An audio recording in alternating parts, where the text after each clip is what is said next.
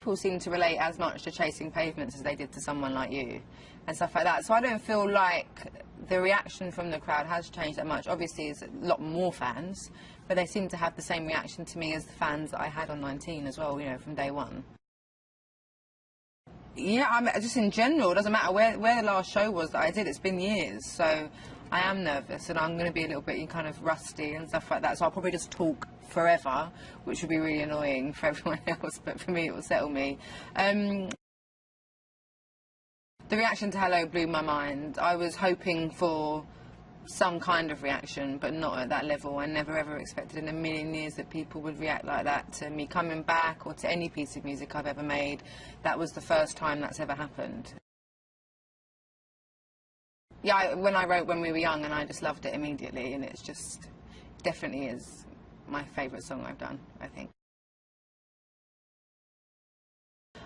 I actually think the sound of this record is much more modern compared to 19 and 21, and that was very conscious. I didn't want to make any kind of record that would be considered a throwback record, you know, an era record or anything like that. And I'm just a fan of music, so I make music that I like. I don't try and have a certain style or a certain sort of genre or anything like that. I just make songs that I like to make and that sound nice. But I think it's definitely a bit more modern. There's some I've sampled my voice a lot.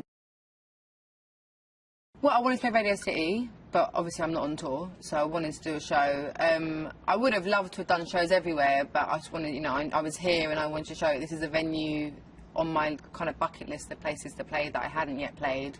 I did Royal Albert Hall, which was my, like, favourite venue. I saw the Spice Girls there when I was younger, and Enrique Iglesias, and it was amazing. So here I definitely wanted to play, and then, yeah, and then we met up with NBC and they were like, can we come? Can we film it? And so, ta-da, this is the special. My past in order to move forward with my future, and that's the kind of vibe of the album. Yeah, I mean, I'm doing a lot of songs that people already know, because I want people to hear those again, and then I'm obviously doing a few new ones, which I'm more just excited to do. Hello makes me nervous because the chorus is so high, but you know, if I can't do it on the night, I'll turn the mic out to the crowd and they can sing it for me. I have played some big venues. I've mainly done theatres though, so I actually feel quite at home in this kind of venue. I've had a little sneak peek of it, and like I've got my stomach turned a bit. But more just because of like the fact that it's Radio City Music Hall more than the capacity of it.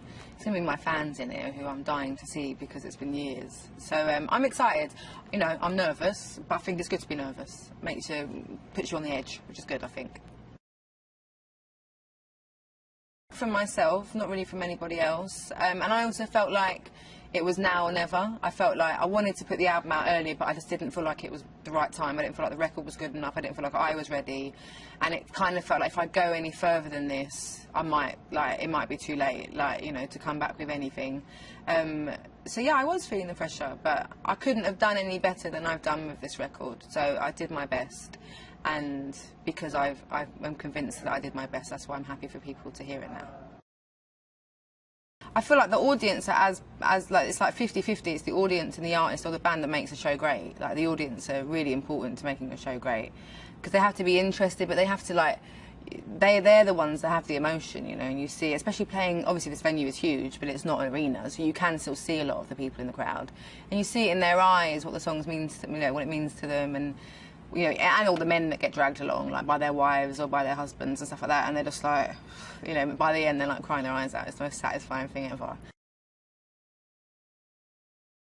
I wish I could have a great coffee, but I'm off caffeine at the moment, which is, you could see if I didn't have my makeup on that I'm off caffeine.